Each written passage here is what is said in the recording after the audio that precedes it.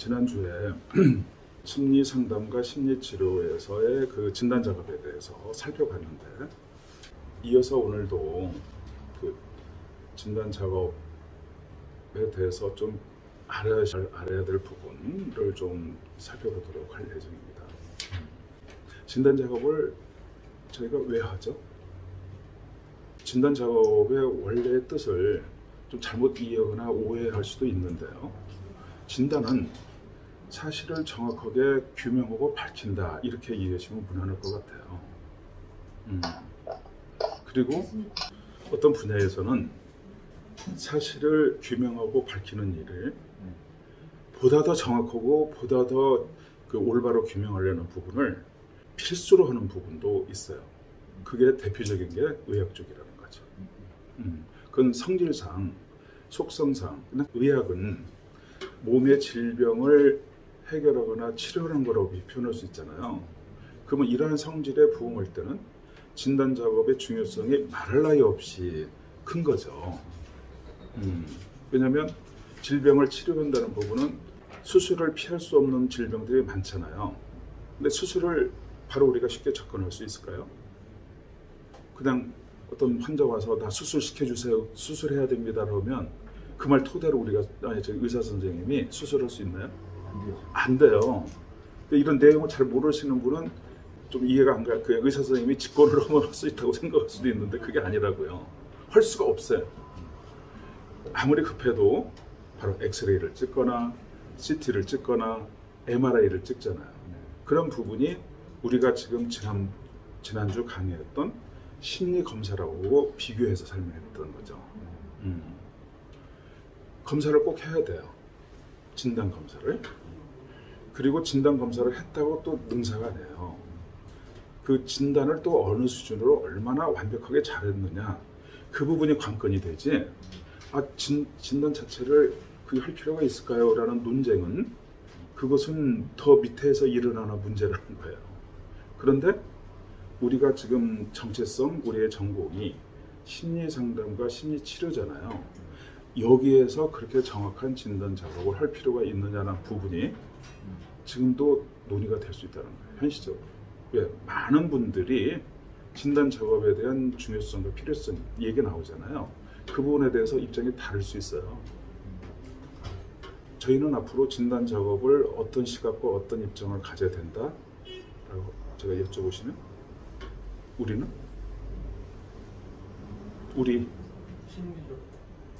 앞으로 우리 상담 또는 심리 상담, 심리 치료 활동을 하실 때 진단 검사, 진단 작업에 대해서 어떤 입장, 어떤 자세를 취해야 된다?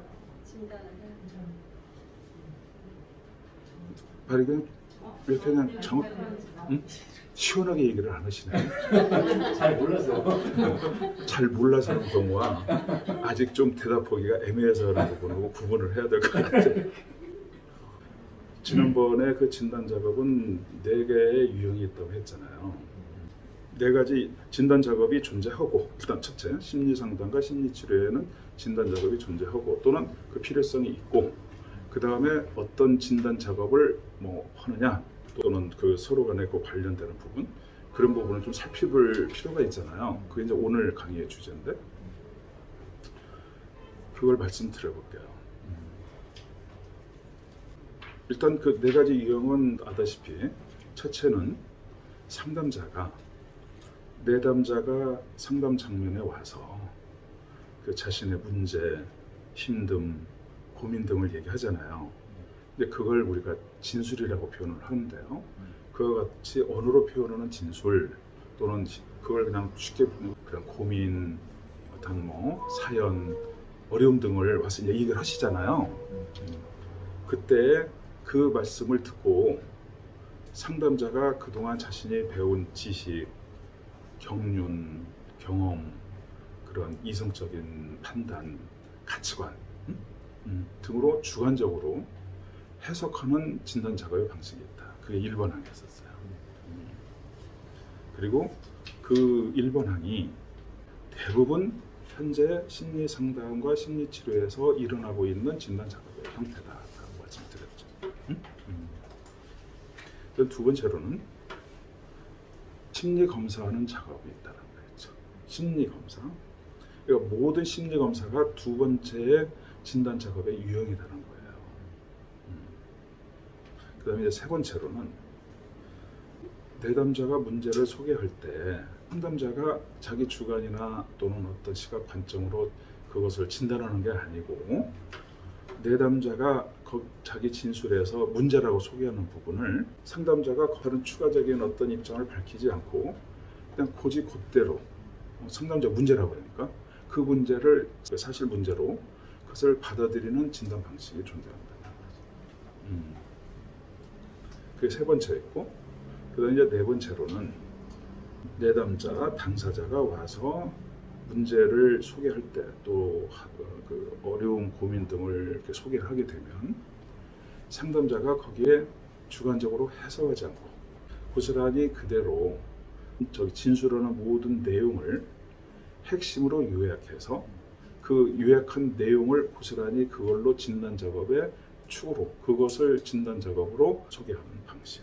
이게 네 번째 유형이 있다는 거죠. 근데 여기까지가 지난번 우리가 살펴봤던 내용이었었거든요. 여기서 네 번째 유형이 있잖아요.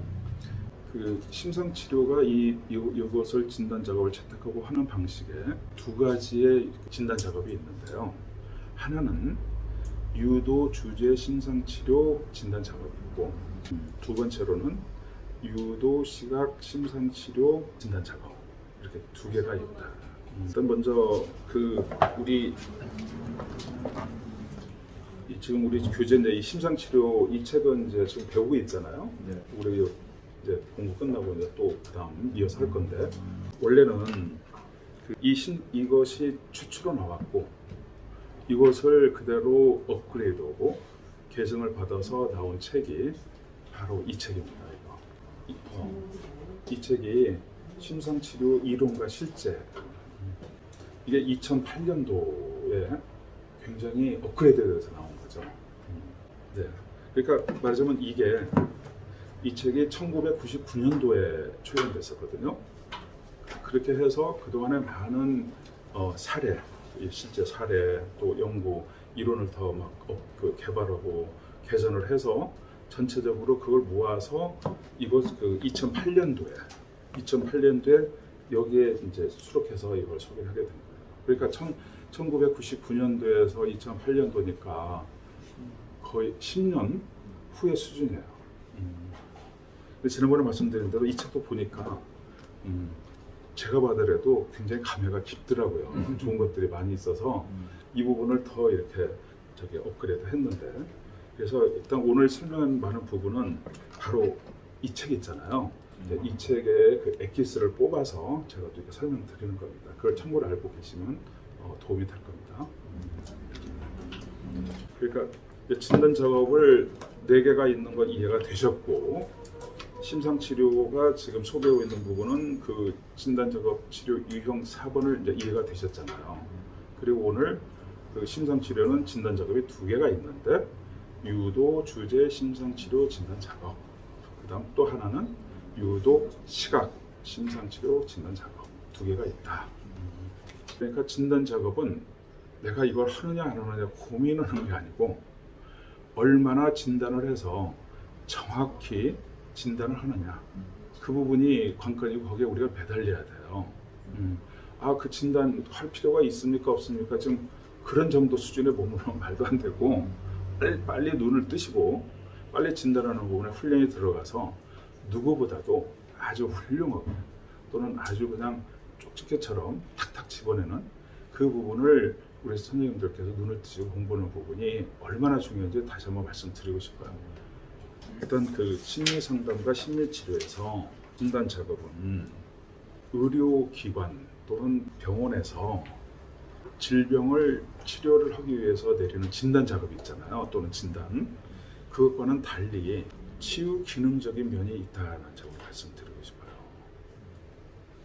진단 작업하면은 그냥 삭막하게 이 문제를 진단하는 걸로만 이해하시면 안 된다라는 점을 말씀드리는 거죠.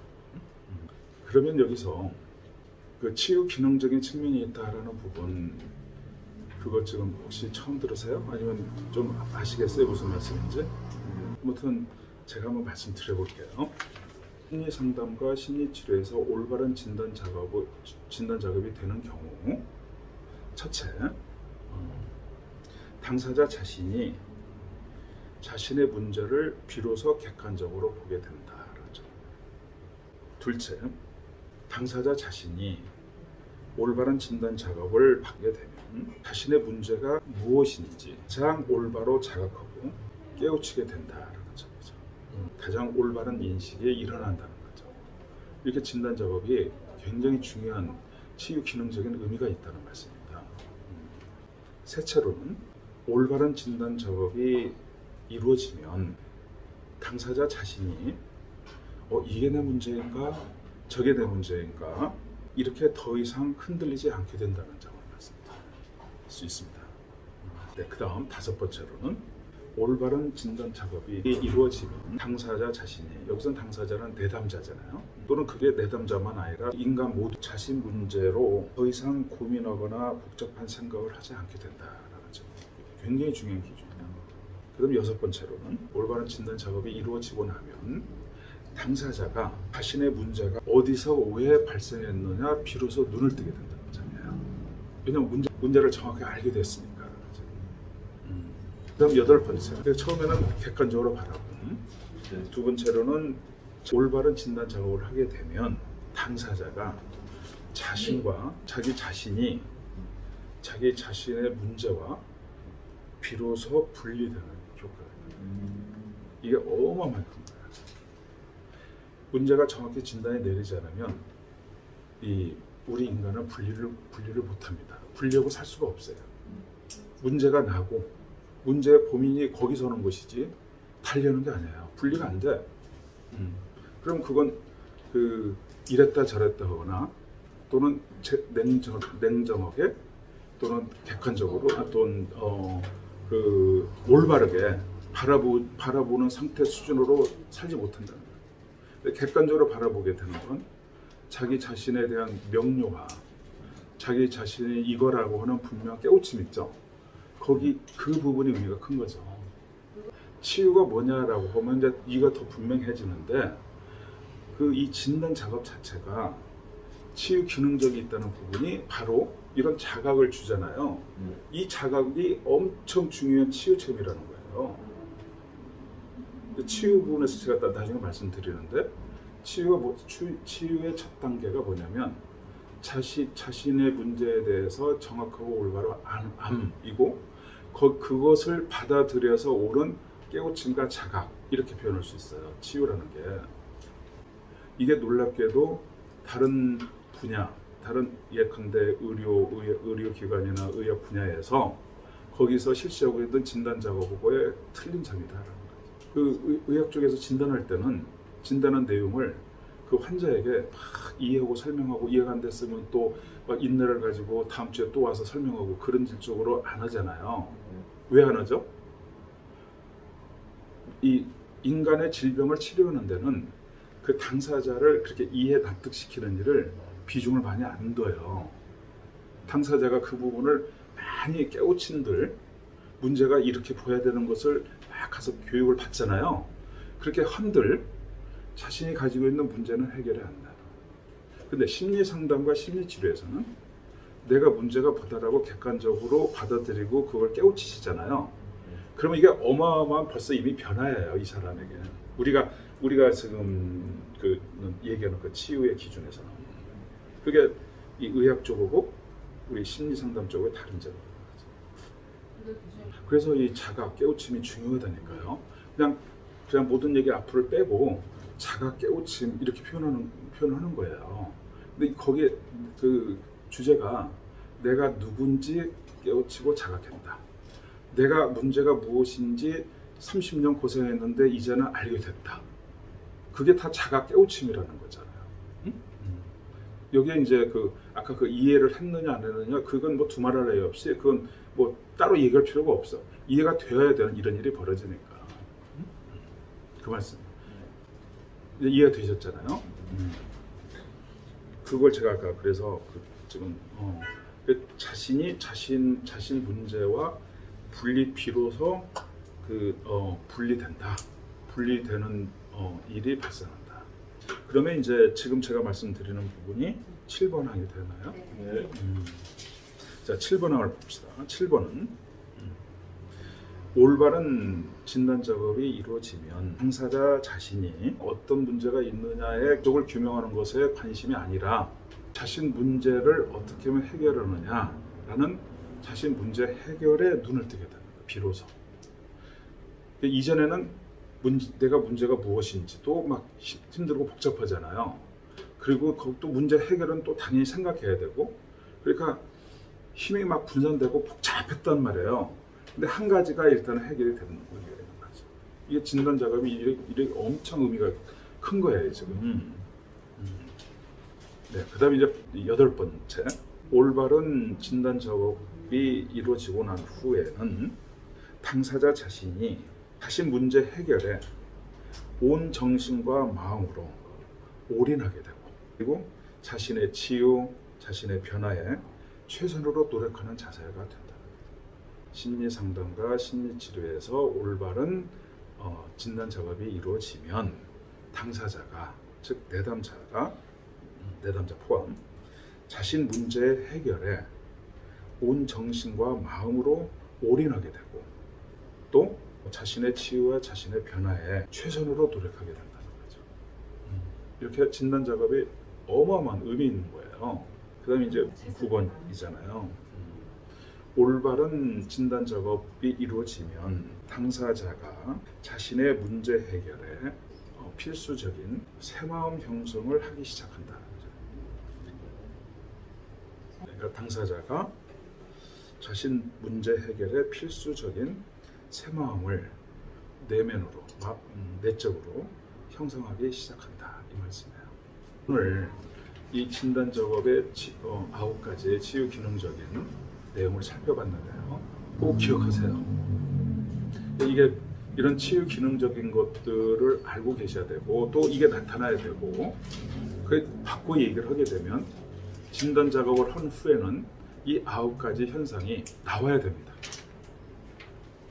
그러면 진단 작업의 유형이 4가지 유형이 있잖아요.